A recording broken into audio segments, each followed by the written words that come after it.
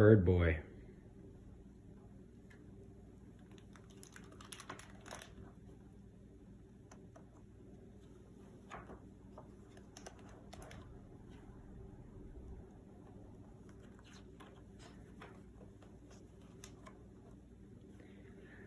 Nico was nervous, walking the path to class alone, with a backpack full of stones. That's how it felt. Nico was new, so when everyone knew what to do and where to go, he was left, well, a little lost.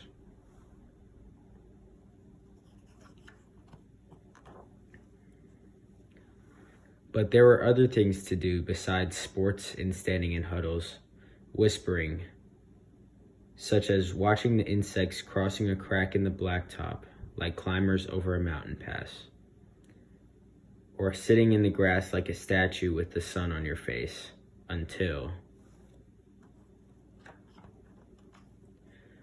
one bird hopped toward him, waiting with shining eyes and a side-curved head. One bird, then two, word had spread, and flutter, swoop, whistle, chirp. That's how Nico became known as Bird Boy. Nico knew when someone was making fun of him, and yes, it hurt his feelings, but he turned the name over in his mind a few times and smiled. It surprised him too. Bird Boy. Soon, Nico imagined himself as an eagle soaring over a forest, and a penguin diving off an iceberg into freezing aquamarine waters. He became a hummingbird, hovering amid the nectar-filled flowers. A pelican with wide-open wings, cruising the edge of the coastline.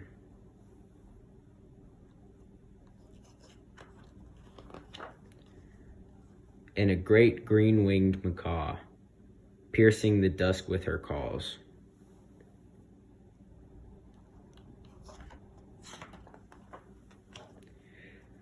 Not right away, but soon, Nico made one friend, then two.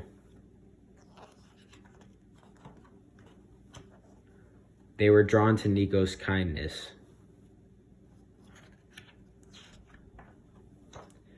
the wild flights of his imagination, and the way he could both be a bird and completely delightfully himself.